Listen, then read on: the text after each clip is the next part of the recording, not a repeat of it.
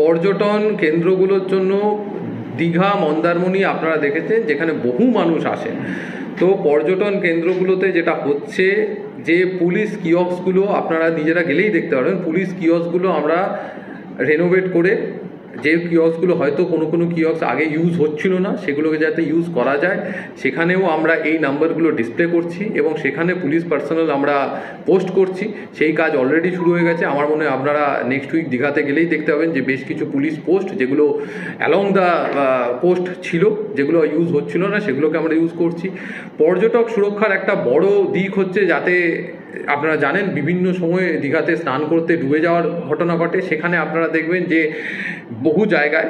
এই কাজটাও চলছে এবং যেহেতু চলছে আমি বলছি না, আপনারা দেখতে পাবেন যে আমরা বহু জায়গায় যেখানে বিপদ হতে পারে সেখানে কিন্তু লাইফ জ্যাকেট এই সমস্ত রাখার ব্যবস্থা করা হচ্ছে এবং সাইনবোর্ড